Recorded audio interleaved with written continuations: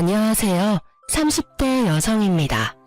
이혼을 한 건 아니지만 이혼을 할 뻔했던 저의 사연을 들려주고자 해요. 제 딴에는 너무 힘들었던 경험이었는데 다른 분들 사연을 읽어봤더니 저보다 힘드신 분들이 많더라고요. 다른 사연을 읽으면서 문득 위안을 받기도 했네요. 많은 사연자들처럼 저도 이번 기회에 속풀이 좀 해보고자 합니다.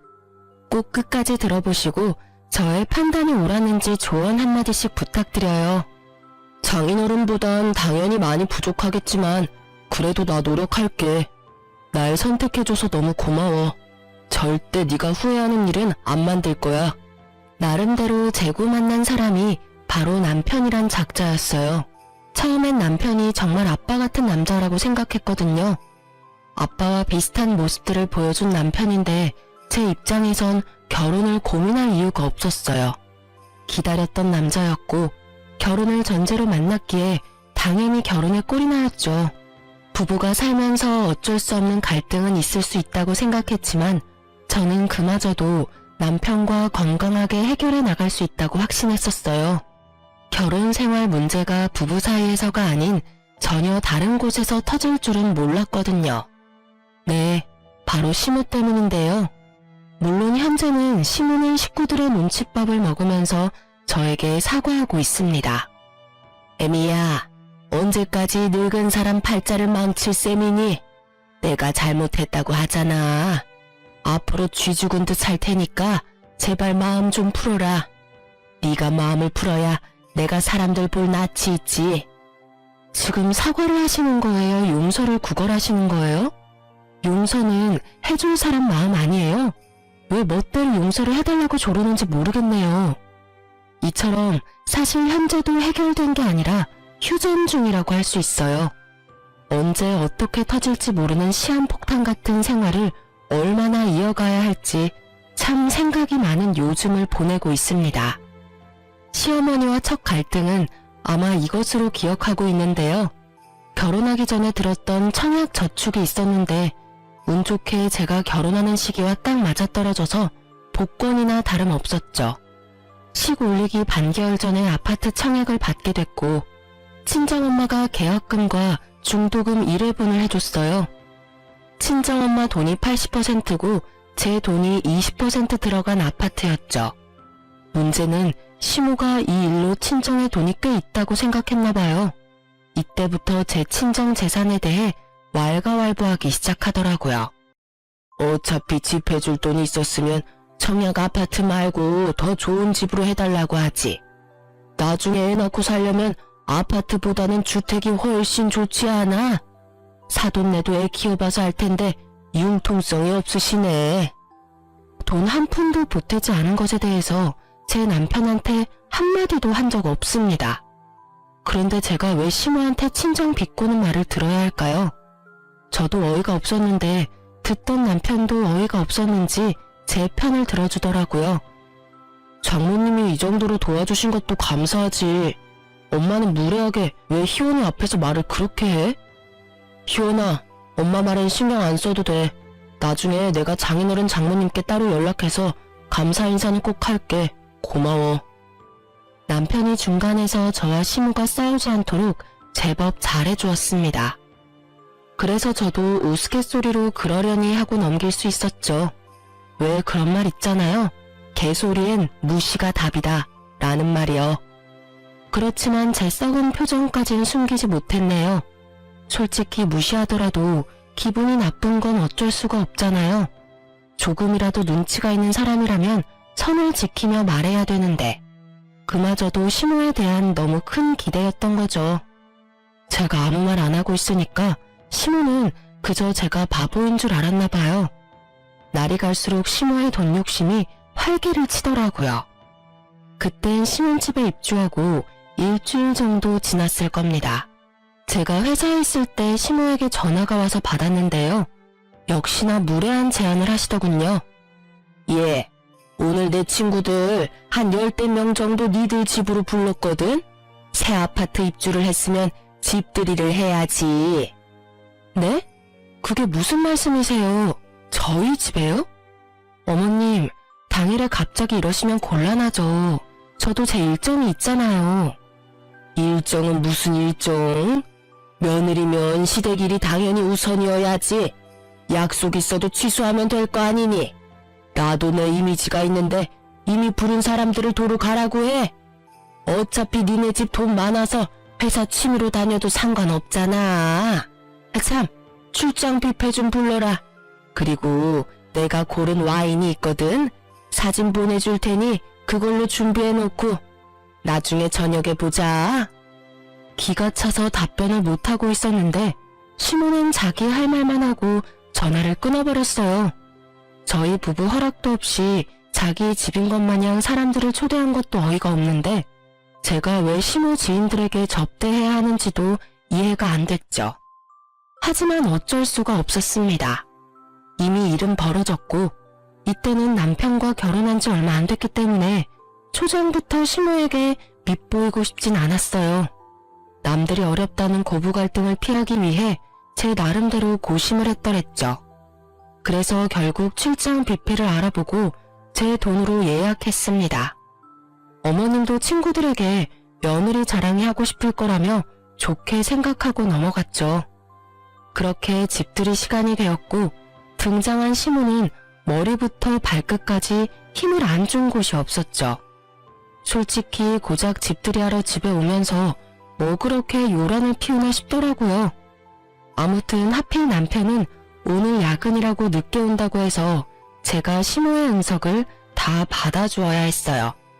그래, 내가 시키는 대로 다 준비했지? 내 친구들이 워낙 깐깐해서 대충 준비하면 다 눈치챈다고. 네가 내 며느리로 제격인지 아닌지 테스트 받는다고 생각해라. 오늘 하는 거 봐서 점수 잘 주든가 말든가 할게. 그깟 점수 안 받으면 그만이었기에 혹하지도 않았습니다. 그럼에도 저는 내내 하면서 우선 맞춰줬어요. 그렇게 얼마 후 사람들이 들이닥치고 집안이 시끌시끌해졌습니다. 사람은 끼리끼리 만난다는 말 많이 들어보셨죠? 그 명언을 직접 확인했지 뭐예요. 시모 지인들은 어쩜 하나같이 다들 시모랑 비슷한 성격인지 모르겠더군요. 남의 집인데도 불구하고 거리낌이 없더라고요. 여기저기 온갖 방문을 다 열어보는 건 기본이었고 침실까지 들어가서 저희 부부가 쓰는 침대에 누워보고 난리도 아니었어요. 어머! 이 가방 국내에 몇 개 안 들어왔다는 그 가방 아니야? 어때? 나랑 잘 어울려? 집들이로 출장 뷔페까지 부르는 며느리는 내 생전 처음 보잖아. 부럽다 부러워. 시모가 어지간히 생색을 내놨나 보더라고요. 시모 지인들이 시모를 얼마나 부러워했는지 몰라요. 그리고 시모는 친구들의 동경어린 눈길을 잔뜩 즐기고 있었습니다. 부럽기는 뭘. 당연히 우리 집에 며느리로 왔으면 이 정도는 해야지. 내 눈이 좀 높아. 어차피 이건 사돈네한테 껌값도 안 되는 수준이니까 부담 안 가지고 마음껏들 먹고 가. 시모는 마치 우리 집이 상위 1% 정도 되는 집안처럼 떠들어댔어요. 이대로는 안 되겠다 싶더라고요. 여기서 제가 가만히 있으면 어느 정도 인정하는 꼴이 되잖아요. 그렇게 되면 또 시모가 얼마나 과한 걸 요구할지 모른다는 생각이 순간 들었습니다. 저는 바로 과일을 들고서 시모 옆으로 가 앉았어요. 그들 대화에 자연스럽게 끼어들었죠. 네? 어머님, 큰일 날 소리 하신다. 껌값은 아니죠. 저도 그냥 회사 다니는 직장인일 뿐인데요. 그리고 딸은 출가 외인이라면서요. 결혼하면 시댁 식구라는데 친정 재산이랑 저 아무 상관없어요. 출장 뷔페도 제 월급으로 부른 거라고요. 아, 그리고 제가 갑자기 집들이 준비하느라 깜빡 말씀 못 드렸는데요. 이번 달에 어머님 생신 있잖아요. 어쩌죠? 출장 뷔페가 너무 비싸서 그날 따로 용돈 드리긴 힘들 것 같아요. 뭐야? 얘가 지금 무슨 소리를 하는 거야? 그 얘긴 나중에 따로 하자꾸나. 네네. 참, 근데 어머님, 요즘 과일은 또 왜 이렇게 비싸대요? 어머님이 좋고 비싼 걸로 사라고 하셨는데 과일들이 죄다 금값이더라고요. 돈 너무 많이 들었겠죠. 그래도 어머님 친구들한테 제 사비 몽땅 쏟아부었으니 오늘 이 자리가 생신 선물이라고 생각해 주세요. 저는 과일 칼을 들고 시모를 향해 일부러 웃어 보였습니다. 제 돌발 행동에 시모는 친구들 눈치 보느라 제대로 말도 못하셨어요. 그저 얼굴이 시뻘개지며 솟구치는 화를 참는 듯 하셨죠. 맛있게 먹던 시모 지인들마저 시모의 상태를 눈치를 보기 시작했을 정도로 빨갛더라고요. 머지않아 지인들이 음식을 접시에 내려놓더니 친구들이 애써 싸해진 분위기를 풀려고 웃기도 했으나 시모의 기분은 좀처럼 나아지지 않았습니다. 돈 좋아하고 사람들 시선에 저리 신경 쓰는 사람인데 저의 가시박힌 말에 감정이 안 상했을 리 없겠죠? 결국 지인들은 그 시간 이후로 눈치만 보다가 하나둘씩 급한 일이 있다고 귀가를 해버렸습니다. 그리고 이때부터 저와 시모의 본격적인 갈등이 고조가 되었어요. 시모와 둘만 남은 상태에서 저 혼자 음식을 치우려는데 내내 입 닫고 있던 시모가 갑자기 상 위에 있는 음식을 전부 엎어버리는 겁니다. 벌떡 일어나더니 저한테 언성 높이며 삿대질을 했어요. 야, 너 일부러 나 엿먹이려고 그랬니? 사람들 앞에서 꼭 그렇게 나를 꼽줘야 했어? 대충 넘기면 될 상황에 왜 굳이 안 해도 될 말을 해서 사람 피를 말려, 피를. 어머님도 굳이 안 해도 될 일을 버려놓으시고 저한테 그렇게 말씀하시면 안 되죠. 그러게 왜 자꾸 저희 친정도로 돈이 많다고 멋대로 단정 지으세요? 저희 친정이 돈이 많든 적든 어머님이랑 관련 없는 일이에요, 제발. 그런 소리는 그만해 주셨으면 좋겠어요. 맞는 소리잖아. 내가 이런 소리까지 새파랗게 어린 네 눈치 보면서 해야 하니? 내 나이가 몇인데? 그리고 사돈재산 자랑 좀 하면 어때서? 내가 너희 집을 뭐 가난하다 욕을 했어? 칭찬해 줘도 난리야. 설마 우리한테 돈 쓰려니까 아까워서 그러니? 네 말 맞다. 나 너도 이제 우리 식구인데 그런 식이면 우리 어려울 땐 아물라라 하겠다. 아, 어머님, 혹시 저희 집 도움받을 생각이셨어요? 저희 집이 무슨 보험도 아니고.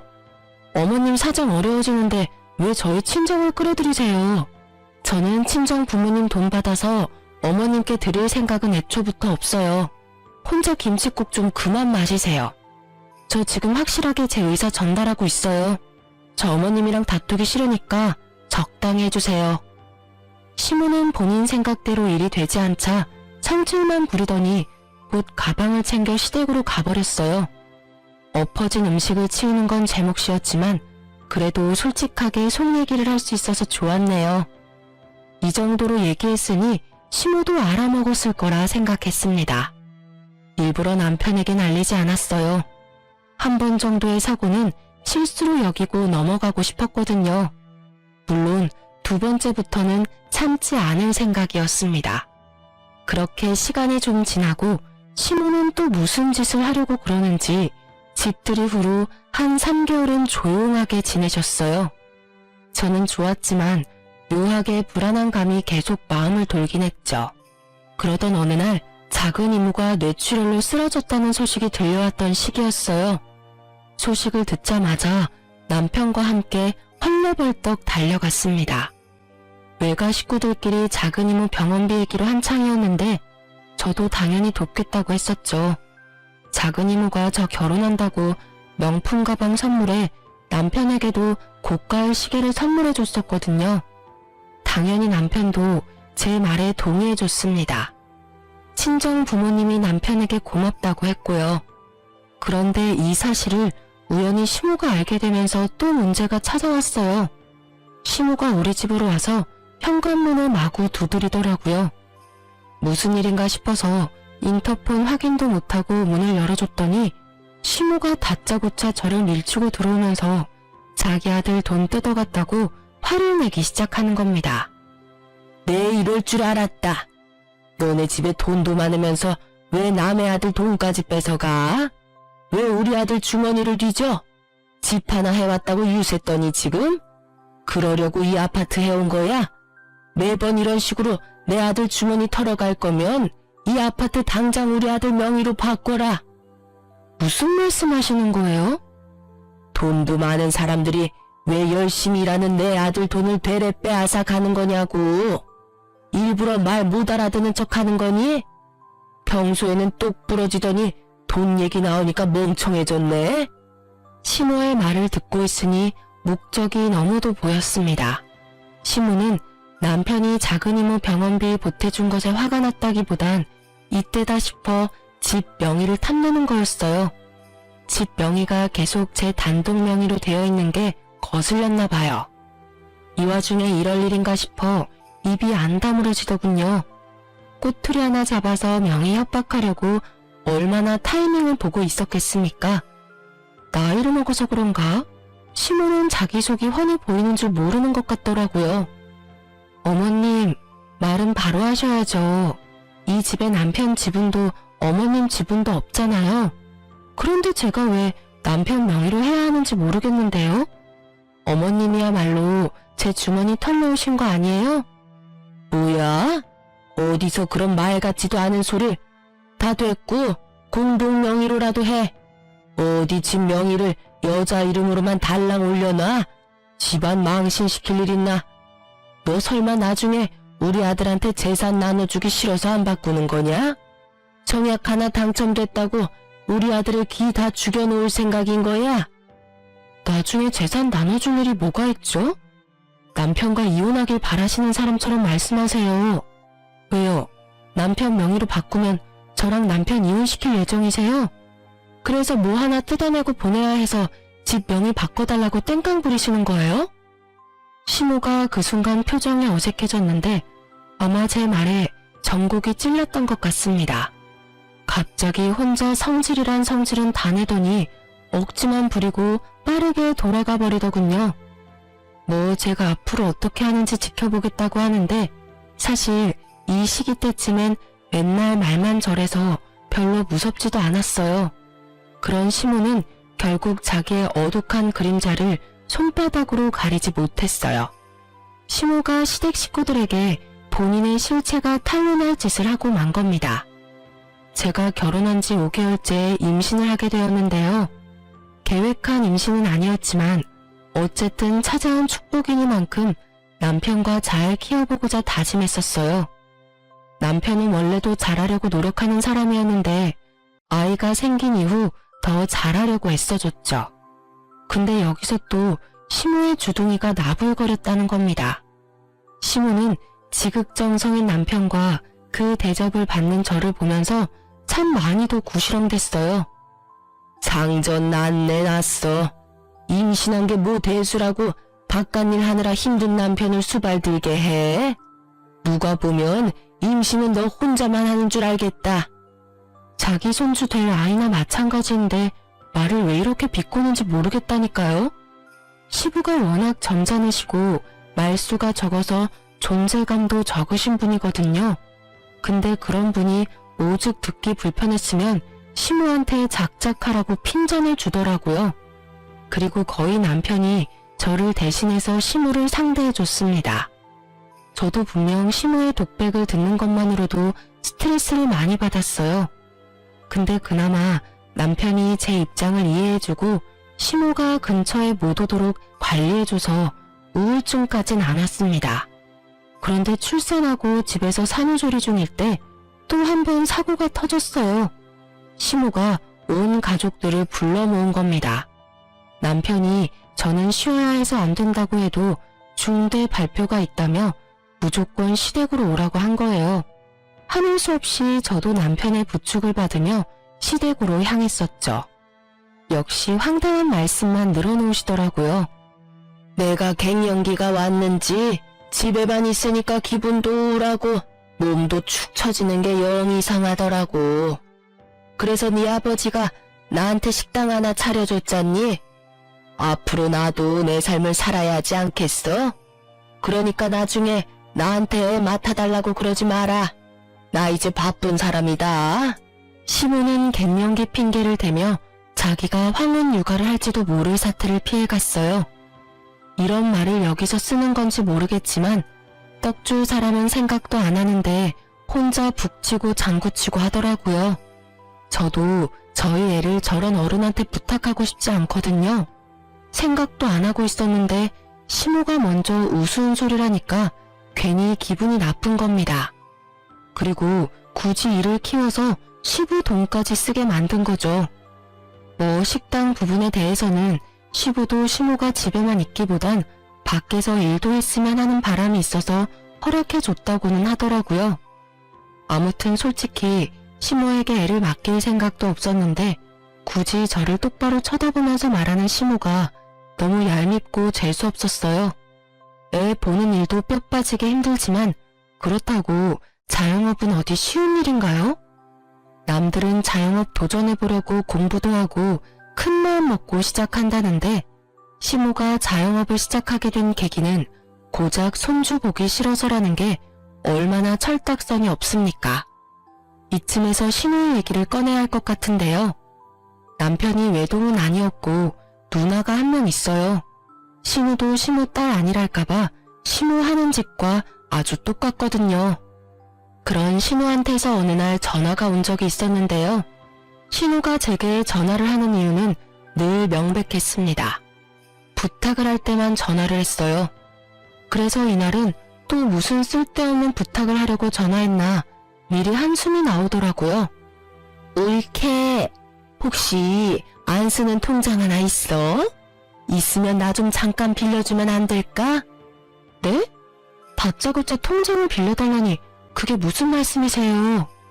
아니, 내가 목돈이 조금 생겼는데 남편이 모르는 돈이라서 걸리면 나 진짜 죽어. 그러니까 올케 통장에 잠깐만 맡아주면 안 될까 해서. 진짜 며칠이면 돼, 응? 신우가 시모와 닮은 점들 중에 하나가 사치가 심하다는 거였는데 이번엔 어디서 돈이 났는지 몰라도 아주버님 몰래 5천만 원이나 되는 돈을 숨길 곳을 찾으려고 저한테 연락했더라고요. 저는 처음엔 거절했습니다. 통장은 부모 자식 간에도 조심해야 할 부분이잖아요. 그런데 제게 별로 의미도 없는 신우한테 통장을 어떻게 줍니까? 제 남편한테도 통장을 줘본 적이 없는걸요. 그렇게 안 된다고 계속 주장했지만 신우는 포기할 생각이 없어 보였어요. 얼마나 사정을 했는지 모릅니다. 우리 남편이 올케만큼은 믿잖아, 응? 제발 나 좀 살려주라. 올케가 잘 맡아주면 내가 올케한테 지분 좀 떼줄게. 절대 돈 때문이 아니라 이걸로 며칠을 귀찮게 할 걸 알아서 하는 수 없이 잘 안 쓰는 통장에 신우 돈 5천만 원을 받아서 넣어두게 되었어요. 갖고 있기 찝찝했는데 그래도 시간이 지나면서 점차 망각하게 되더라고요. 그리고 한날 신우가 문득 그 돈을 달라고 한 날이 오게 되었습니다. 저는 아무 생각 없이 통장에서 돈을 입금해 주려고 했어요. 그런데 자꾸 잔액이 모자란다는 알림이 뜨더라고요. 여러 번을 해도 같은 반응이 나오자 당황해서 통장을 들고 ATM 기기에 조회를 해봤죠. 그랬더니 누가 신우 돈 5천만 원을 인출한 게 아니겠어요? 남의 돈을 잃어버린 셈이 되었으니 무척 당황스러웠습니다. 빈손으로 집까지 돌아오는데 머리가 새하얘져 어떤 판단을 못하겠는 거예요. 그때 신우는 답답했는지 우리 집으로 오다가 집으로 돌아가고 있는 저를 본 겁니다. 냅다 달려와서는 제 손에 들린 통장을 뺏어가서 본인 눈으로 확인했어요. 곧 통장 잔액이 없다는 걸 알게 된 신우가 통장을 바닥에 집어던지면서 제 멱살을 잡았습니다. 너 뭐야? 미쳤어? 이 돈이 어떤 돈인데? 내 돈 어쨌어? 내 돈 5천만 원 어디로 빼돌렸냐고? 저 아니에요. 저도 모르는 사실이라고요. 형님이 저한테 돈 맡겼을 때부터 전 그 돈에 손도 댄 적 없어요. 대체 어떻게 된 건지 지금 저도 엄청 혼란스럽거든요. 생각 좀 해보게 소리 좀 지르지 마세요. 이 미친년이 남의 돈 잃어버려놓고 뻔뻔하게 소리치네. 야, 장난해? 그럼 이 돈이 지금 제 발로 도망가기라도 했다는 거야? 야, 이 사기꾼아. 안 되겠다. 그냥 경찰서로 가. 경찰 앞에 가서도 그따구로 말할 수 있나 보자고. 이런다고 사라진 돈 돌아오는 거 아니라고요. 저도 답답해서 경찰서에 신고하고 싶네요. 신우랑 저는 각자 다른 기분으로 답답함을 호소하며 길 한복판에서 실랑이를 벌였습니다. 졸지에 사람들의 이목을 확 끌고 말았어요. 그때쯤에 제 전화가 울렸는데요. 신우한테 온 전화였습니다. 저는 저를 자꾸 잡고 흔드는 신우를 밀치고서 신우 전화를 받았어요. 신우도 신우인 줄 알고 잠깐 저를 내버려 두더라고요. 아무튼 이래나 저래나 이 상황이 이해가지 않는 건 저 또한 마찬가지라서 뭐든 하고 싶었습니다. 저도 왜 그랬는지 모르겠는데 신우 전화를 바로 스피커로 돌렸어요. 그리고는 신우에게 조용히 하라는 제스처를 취했죠. 예, 넌 내가 돈 달라고 할 때는 돈 없다고 그러더니 통장에 5천만 원이나 있더라. 그 돈 내가 좀 썼다. 식당에 수리할 게 있어서 썼으니까 좋은 일에 썼다고 생각해라. 괜히 돈 없어져서 경찰에 신고 안 해 만에 헛소리 할까봐 미리 말하는 거야. 가족한테 들어가는 돈이니 안 아깝지? 신우가 그 상황에 전화를 해줘서 얼마나 고마웠는지 모릅니다. 유일하게 신우의 존재가 제게 희망이 되었던 순간이었어요. 신우의 그 통화로 인해 저는 더 이상 신우에게 해명할 필요도 없었고 남의 돈 때문에 심장 철렁할 기분도 빨리 거둘 수 있었거든요. 대신 신우는 더 난리가 났죠. 범인이 제가 아니라는 당황스러움과 자기 엄마에 대한 분노가 겸해졌을 거예요. 놀란 신우가 제 핸드폰을 뺏어가더니 핸드폰에 대고 다급한 소리를 내더라고요. 엄마, 5천만 원 엄마가 가져갔어? 엄마가 그 돈을 왜 가져가? 엄마, 진짜 올케 통장에서 훔친 거야? 그 돈 올케 돈 아니란 말이야. 그거 내 돈이라고. 엄마 미쳤어? 그게 어떤 돈인데 그걸 홀라 다 가져가서 써. 당장 내놔. 내 돈 내놔. 통화를 하던 신우는 돈을 잃었다는 생각 때문인지 급기야 울부짖기까지 했습니다. 저한테는 조잘조잘 말도 많던 신우는 한참 동안 말이 없다가 갑자기 전화를 끊어버렸어요. 그와 동시에 신우의 이성도 같이 끊어졌죠. 신우가 당장 시댁으로 쫓아가려는 걸 제가 붙잡았더니 신우가 밀치더라고요. 손길에서 분노가 느껴졌습니다. 저는 그런 신우 뒤를 급하게 따라갔어요. 뭔가 큰일이 날 것 같았거든요. 모녀 사이 싸움 구경도 하고 싶었고요. 시댁 아파트로 들어서고 엘리베이터를 내리자마자 복도를 쩌렁쩌렁 울리는 고함 소리가 마중해 주더군요. 내 돈 내놓으라고. 엄마가 도둑이야? 왜 남의 돈을 허락도 없이 훔쳐가? 이년이 엄마한테 감히 큰 소리를 내? 누구 돈이든 엄마가 남도 아니고 좀 쓸 수도 있지 뭘 그래. 빨리 내 5천만 원 갖고 와. 안 갖고 오면 엄마하고 뭐고 없어. 안 봐도 시댁에서 난리가 난 소리였어요. 혹시 사람이 다치기라도 할까봐 저는 얼른 안으로 들어갔죠. 시모는 신우를 피해서 소파 뒤에 숨어서 벌벌 떨고 있고 시모는 저를 보자마자 제 뒤로 달려왔습니다. 신우가 프라이팬을 들고 시모를 쫓아다니면서 협박하고 있었어요. 시모가 저를 붙잡고 숨으니까 신우가 저한테까지 비키라고 소리 지르더라고요. 졸지에 시모랑 신우가 저를 사이에 두고 대치 상태가 되어버렸습니다. 그 순간 신우가 자기 분에 못 이겨서 아무나 맞으라는 듯 프라이팬을 휘둘렀어요.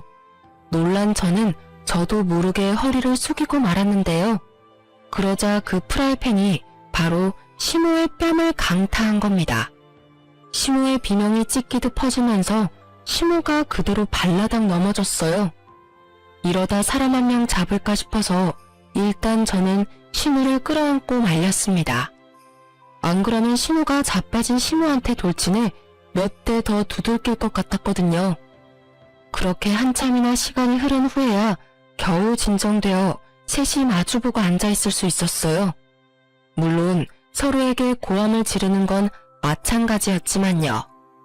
내 돈 어디다가 다 썼냐고. 엄마, 진짜 나랑 경찰서까지 가야 입을 열 거야? 나도 빌린 돈이라고. 나 진짜 그 돈 없으면 죽어. 엄마는 엄마 딸이 죽어야 돈 어디 썼는지 말할래? 아, 아니다. 경찰서 가면 네 아버지가 날 집에서 내쫓을 텐데. 너야말로 엄마가 아무것도 없이 네 아버지 손에 쫓겨나는 걸 원하는 거야? 어머님, 그냥 돈 어디 썼는지 얘기하세요. 어머님이 잘못하신 건 맞잖아요. 내가 어디 내 딸 돈인 줄 알았겠어? 넌 왜 네 통장에 남의 돈을 넣어놓고 난리야? 남 탓하지 말고 엄마 행동 거지나 똑바로 해. 자식 돈 도둑질하는 부모가 세상에 어딨어? 신우의 성화에 못 이긴 신우는 결국 저와 신우의 눈치를 보다가 고개를 숙이셨어요. 저보다는 신우한테 하는 사과였습니다. 신우가 신우 앞에 냅다 무릎 꿇고 신우 손을 잡으면서 용서를 빌더라고요. 윤지야, 내가 미안하다. 나는 며느리 제 돈인 줄 알고 친구들이랑 잠깐 술 먹는데 썼어. 식당은 장사도 안 되지. 식당 접으면 늙어서 손주나 보고 있어야 할 것 같고. 나도 내 나름 고충이 많아서 스트레스 좀 풀까 싶은 찰나에 얘 통장에 돈이 있길래. 말 같지도 않은 변명인 거 알지? 신우가 울랑말랑하는 얼굴로 얘기하는 걸 들어보니 통장의 존재가 신우 눈에 들어가게 된 이유를 알 수 있었습니다. 신우가 지난날 남편에게 반찬을 가져왔다며 집 비밀번호를 물어본 적이 있었어요. 그때 신우가 우리 집을 뒤져서 제 통장을 보게 된 것 같았습니다. 당연히 제가 조회를 해놨었기 때문에 숫자가 찍혀 있었어요. 아마 신우가 통장에 찍힌 5천만 원을 보자마자 훔치기로 마음먹은 듯했죠. 근데 그 큰 돈을 한 번에 날렸다는 사실이 정말 기가 막혔어요.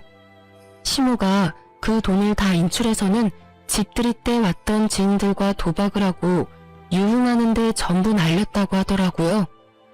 그 돈이 어떤 돈인데 엄마가 아줌마들이랑 개처럼 논다고 쓴 걸 내가 이해해줘야 돼? 엄마 얘기 좀 들어봐. 엄마도 우리 딸 돈인데 당연히 바로 돌려주고 싶지. 그런데 내 손에 없다고. 나한테 그런 큰 돈이 어디 있겠어?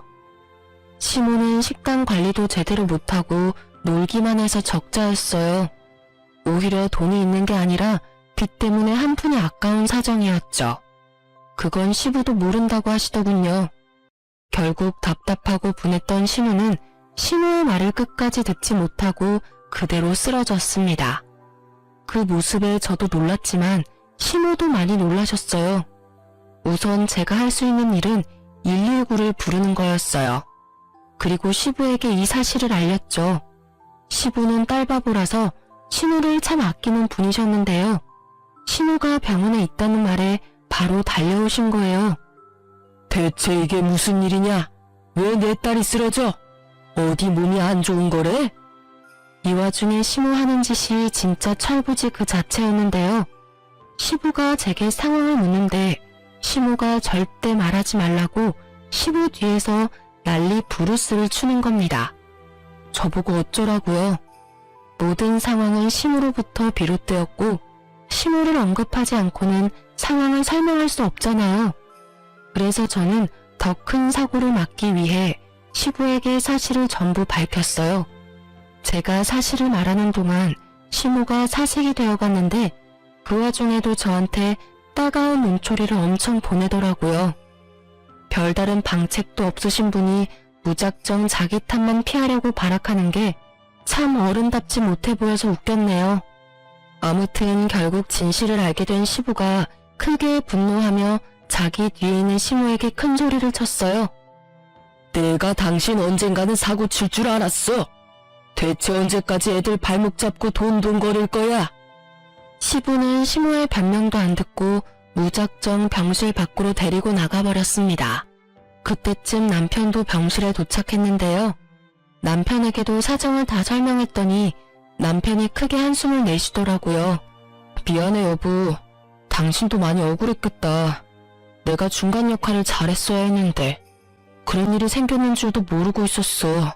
미안해. 당신 잘못 아니야. 당신 엄마가 잘못한 거지. 그래서 말인데 나 당신 엄마가 계속 이런 식이면 스트레스 받아서 못 살아. 더는 어머님 얼굴 안 보고 싶어. 내가 말을 안 했다 뿐이지 소갈이 엄청나게 했거든? 솔직히 지금 진심으로 이혼 생각까지 하고 있어. 뭐? 안 돼. 이혼이라니. 내가 잘할게. 다신 엄마가 당신 주변 얼씬도 못하게 할게. 제발 이혼 생각은 하지 마. 당신처럼 마음 좋은 사람이 본인 엄마를 내칠 수가 있겠어? 나 솔직히 이대로면 당신도 못 믿게 될까봐 겁나. 나만 믿어. 내가 따끔하게 엄마한테 말할게. 나한테 첫 번째 가족은 당신이랑 우리 아기야. 엄마라는 이유로 엄마가 내 가정에 손대는 거 나도 못 참아. 한 번만 기회 주라. 내가 다신 같은 일 없게 할게. 지금이라도 당장 가서 말할까? 오늘부로 당신 앞에 나타나지 말라고. 기다려봐. 말하고 올게. 남편이 어지간히 이혼하기 싫구나 라는 생각을 이날 처음 했습니다. 수도분한 사람이라서 자기 부모를 배척하는 일은 못할 줄 알았거든요. 남편은 정말로 병실을 뛰쳐나갔어요. 나가면서 어딘가로 전화를 거는 것 같았는데 아무래도 시부나 시모였겠죠. 아무튼 다행히 시부가 시모 대신 신우에게 5천만 원을 갚아줘서 아주버님과 신우 관계는 무사할 수 있었습니다. 그리고 시모가 도박과 유흥을 즐기고 다니면서 식당이 망한 걸 알게 된 시부는 바로 식당을 팔아버렸어요. 시모가 정신 차릴 때까지 집에 못 들어오게 하겠다며 시모를 집 밖으로 내쫓기까지 했답니다. 남편도 시모한테 단단히 말했대요. 자기를 이렇게까지 잘 살게 해주는 사람은 엄마가 아니라 아내인 저라고. 자기 결혼 생활에 더는 참견하지 말고 시부 말처럼 정신 차리라고 말이죠. 또 식구들 앞에 떳떳할 때 돌아오라고 그 자리에서 연을 끊어버렸다네요. 그리고 신우는 이번 일로 호되게 당해서 그런지 명품 가방을 다 팔았더라고요. 허튼 곳에 썼던 그 돈을 자기 자식들을 위해서 쓰기로 했다면서 적금으로 다 때려 넣었다고 합니다. 또 의외로 신우가 저한테 따로 전화해서 사과까지 했는데요. 올케, 그동안 미안했어. 내가 몇 살 더 먹은 언니로서 참 부끄러운 짓 많이 했던 것 같아. 앞으로는 그런 일 없을 거야. 그리고 나 그동안 민망해서 말 못했는데 올케한테 배운 거 많아.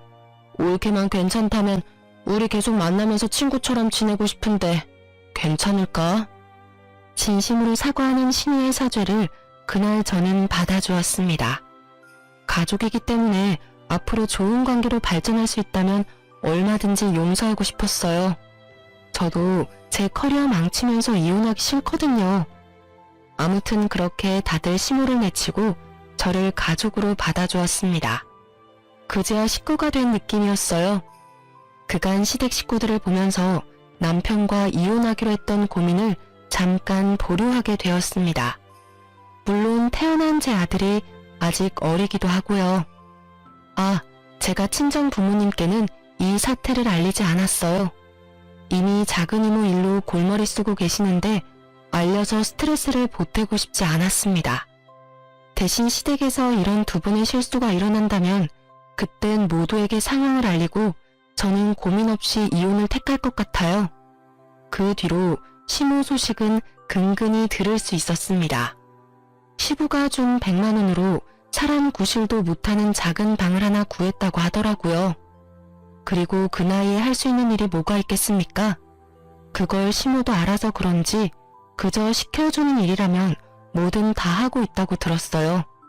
길거리에서 전단지도 나눠주고 상가 건물을 돌면서 화장실 청소도 하는 걸로 알고 있습니다. 주방 설거지까지 하는 줄은 몰랐는데 집안일 더럽게 못하는 시모가 이번 기회에 집안일을 제대로 배우는 셈이 될 것 같아 나름 본인에게도 뜻깊은 시간이 아닐까 생각이 되네요. 시모가 불쌍하다고 생각할 수 있겠죠? 하지만 웃기게도 저는 그렇게 생각하지 않습니다. 우리가 남이 아니라고 말한 사람이 누굽니까? 시모 아닌가요? 가까운 사람한테 함부로 대하라는 시모의 방식이 저랑 맞지 않아서 존중할 필요가 없다고 생각을 했거든요. 여러분들은 어떻게 생각하세요? 사람이 잘해줄 때 그걸 고맙게 여기고 베풀었다면 저런 꼴은 면하지 않았을까요? 저희 어머님의 업보라고 생각되지 않습니까? 아무튼 복잡한 제가 한 번씩 깜짝 놀라는 일이 있곤 하는데요. 그마저도 또 시모 때문이네요. 시모가 가끔 제 회사 앞에 불쑥불쑥 나타나거든요. 저에게 잘못했다고 살려달라고 얼마나 싹싹 비는지 모릅니다. 아가, 내가 너한테 아주 큰 실수를 했어. 너만 용서해주면 다시는 네 앞에 안 나타나마. 너희 생활에 신경도 안 쓰마. 제발, 제발 내 집에만 돌아갈 수 있게 해다오. 내 꼬라지를 봐라. 이게 사람 사는 건지 솔직히 이만하면 됐잖아. 네, 아직도 그놈의 주둥이가 제 탓을 하는 것 보니 정신 못 차린 것 같은데요. 어머님이 저한테 하셔야 할 말은 그게 아니에요. 더 열심히 노력하고 오셔야겠어요. 1년 뒤에 다시 한번 볼게요. 얼마나 뉘우치고 깨달았는지도 그때 가서 결정할 거고요. 그럼 저는 바빠서 이만 들어가세요. 그렇게 시무가 집에서 쫓겨난 지 한 달이 훌쩍 넘었네요. 저희 친정의 작은 이모도 점차 호전되고 있다고 들었어요. 남편이 갑자기 바빠진 저를 대신해서 작은 이모 병원에 혼자 가서 친정 식구들을 만나고 오기도 하는데요. 우리 아들까지 손수 데리고 가서 친정 식구들에게 보여주고 오는데 그런 수고스러운 마음은 참 고마운 것 같아요. 그런데 한날 시부가 연락이 와서 시댁에 갔더니 집에 시모가 들어와 계시더라고요. 무슨 일인가 싶어 멀뚱히 서 있기만 했는데 시부가 시모를 집에 들이기로 했대요. 내가 이 사람 집에 들어오라고 했다. 대신 조건을 달았어. 너희가 맞벌이로 열심히 사니까 손주는 이 사람이 봐줄 거고 주말에도 젊을 때 여행도 다니고 하라고 드린 거니 알아서들 해라. 아유, 염려가 있겠어요? 내가 애 보는 건 기가 막히잖아. 아가, 걱정하지 말고 준석이는 내가 볼 테니 너희는 편하게, 응? 편하게 데이트도 하고 그래. 알겠지? 시모는 제품에 안긴 제 아들을 데리고 가면서 저희더러 나가서 바람이나 쐬고 오라더군요. 처음엔 얼떨떨했는데 이것도 나쁘지 않겠다고 생각해서 시부 말씀에 따르기로 했습니다. 그리고 시부가 그랬거든요. 시모에게 시모 돈 대신 갚아준 5천만 원을 전부 갚으려면 저희 아들이 초등학교 입학할 때까지는 육아해야 할 거라고요. 시모는 그저 알겠다고 고맙다고만 했죠. 다행히 시모가 아들 손주 바보라서 저희 아들을 정말 최선을 다해서 봐주고 계세요. 올 여름에는 남편과 일주일간 시간을 맞춰서 여름 휴가로 하와이에 다녀오기로 했답니다. 물론 제 아들은 시모가 봐주실 테니까요. 저는 남편과 지금 연애 때보다 더 사이가 좋아요. 그래도 사람 일은 어떻게 될지 모르니 남편과 이혼하려고 했던 그때의 감정은 완벽하게 정리할 수가 없더라고요. 한번 이혼의 감정이 들었다면 사실 긴장해야 할 신호이긴 하잖아요. 그래도 아직 아들이 어리니까 당분간은 이혼 생각보다는 좋은 쪽으로 생각하며 살려고 노력해야겠죠. 제 사연은 여기까지입니다. 제발 고부간의 갈등이 없어지는 그날이 빨리 왔으면 좋겠네요. 감사합니다.